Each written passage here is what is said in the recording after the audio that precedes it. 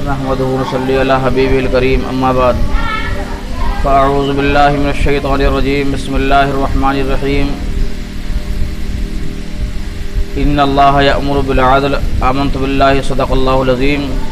وبلغنا رسوله النبي الأمين الكريم ونحن على ذلك لمن الشاهدين والشاكرين والحمد لله رب العالمین۔ یا الہی رحم فرما مصطفیٰ کے واسطے، یا رسول اللہ کرم کیجئے خدا کے واسطے،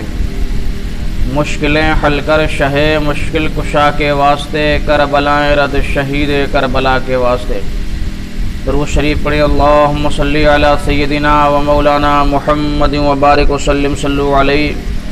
صلاۃ و سلام علیک یا رسول اللہ صلی اللہ علیہ وسلم۔ عزیزان گرامی، اللہ رب العزت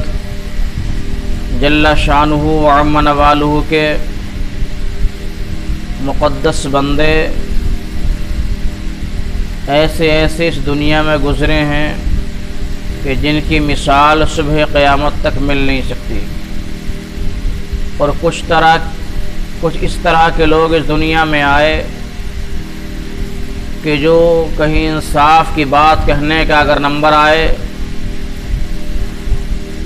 تو انسان اپنے کی طرف کی بات کہتا ہوا نظر آتا ہے، انسان اپنے کی ہمدردی کرتا ہوا نظر آتا ہے، چاہے وہ جتنا ظلم بھی لوگوں پر کرے، مگر پھر بھی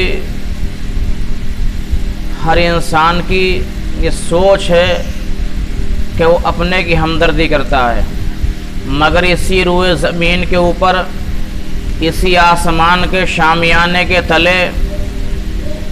کچھ ایسے لوگوں نے جنم لیا جن کو پروردگار عالم نے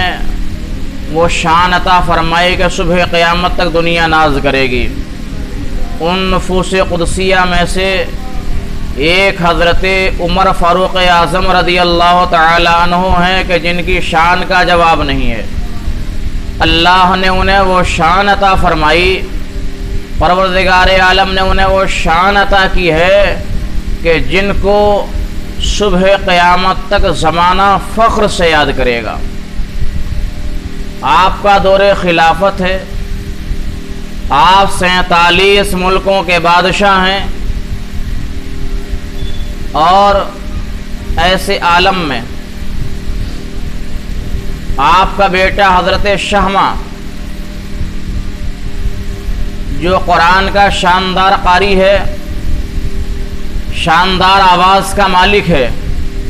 قرآن پڑھتا ہے تو ایسا لگتا ہے کہ راستے میں لوگ رک جائیں، فضا میں اڑنے والے پرندے اس کی آواز کو سن کے ٹھہر جائیں، ایسی آواز کا مالک، ایسا شاندار قرآن پڑھنے والا قاری۔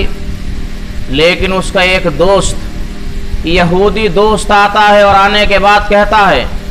اے شہمہ میں چاہتا ہوں تم کو ایسی دوا پلاؤں، اے شہمہ میں یہ چاہتا ہوں تم کو ایسی دوا پلا دوں کہ تمہاری آواز اور زیادہ شاندار ہو جائے۔ حضرت شہمہ رضی اللہ تعالی عنہ نے سوچا اس سے اچھی اور کیا بات ہو سکتی ہے کہ مجھے ایسی دوا مل جائے کہ میری آواز اور زیادہ بہتر ہو جائے۔ آپ کے ذہن میں بات آ گئی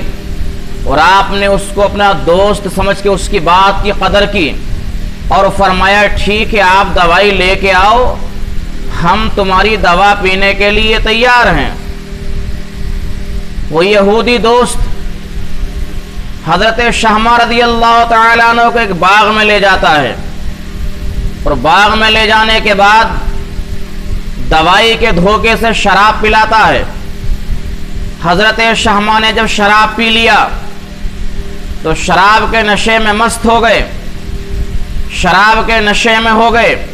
اور ظالم یہودی نے ایک جوان لڑکی کو آپ کے پاس چھوڑ دیا۔ شراب کے نشے میں آپ سے گناہ ہو گیا۔ آپ جب ہوش میں آئے، آپ کا جب نشہ اترا، آپ نے جب اپنے آپ کو یہ دیکھا کہ مجھ سے گناہ ہو گیا، تو پھر آپ زار و قطار رو رہے ہیں، اللہ کی بارگاہ میں معافی مانگ رہے ہیں، اور ڈرتے اس بات سے کہیں میرا یہ راز نہ کھل جائے۔ ٹائم گزرتا چلا گیا. ایک ٹائم ایسا آتا ہے کہ حضرت عمر رضی اللہ تعالیٰ عنہ خطاب فرما رہے ہیں, تمام مجمع لگا ہوا ہے. ایک لڑکی اپنی گود میں ایک بچہ لے کے آتی ہے اور آنے کے بعد حضرت عمر سے کہتی ہے,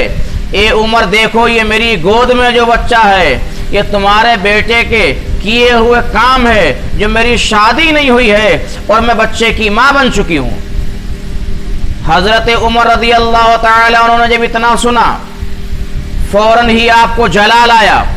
اور اپنے گھر میں داخل ہوتے ہیں, اور داخل ہونے کے بعد سارا قصہ اپنی اہلیہ کو سناتے ہیں اور فرماتے ہیں بتاؤ شہمہ کہاں ہے؟ آپ کی بیوی نے کہا وہ کھانا کھا رہا ہے. آپ گھر میں داخل ہوئے, آپ نے یہ انتظار نہ کیا کہ میرا بیٹا بھوکا آیا ہے وہ کھانے سے فارغ ہو جائے, آپ نے یہ انتظار نہ کیا میرے بیٹے کا پیٹ بھر جائے, آپ نے یہ انتظار نہ کیا کہ میرا بیٹا دسترخوان سے اٹھ جائے, بلکہ حضرت عمر مکان کے اندر داخل ہوتے ہیں اور اپنے بیٹے کے بال پکڑ کے گھسیٹتے ہوئے باہر لاتے ہیں اور فرماتے ہیں تیرا کوئی حق نہیں ہے کہ تو میرے دسترخوان پہ کھانا کھائے.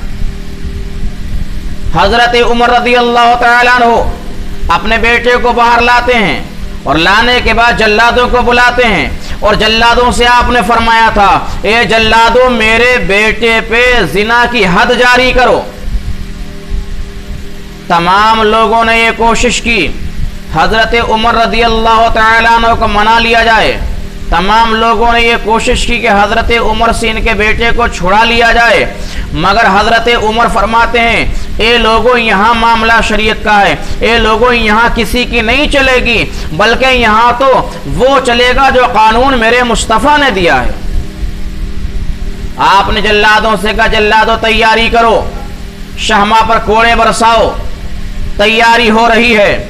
تاریخ بتاتی ہے کہ اتنے میں حضرت شہمہ کا وصال ہو جاتا ہے, شہمہ دنیا سے انتقال کر جاتا ہے, شہمہ ختم ہو گیا. مگر قیامت تک کے مسلمانوں کو حضرت عمر نے یہ سبق دیا ہے, اے دنیا والوں غلطی کرنے والا چاہے اپنا ہو, غلطی کرنے والا چاہے دوسرا ہو, یہ نہ دیکھو کہ انصاف منہ دیکھ کے کیا جائے, بلکہ انصاف کی بات جب کہی جائے تو قانون شریعت کو دیکھ کے کہی جائے. انصاف کی بات کہی جائے تو پیغمبر اسلام صلی اللہ علیہ وسلم کے فرمان کے مطابق کی جائے تاکہ پروردگار عالم راضی ہو جائے, اس کے پیارے حبیب راضی ہو جائیں. اللہ کا قرآن فرماتا ہے ان اللہ یأمر بالعدل, اللہ رب العزت ہمیں آپ کو عمل کی توفیق عطا فرمائے.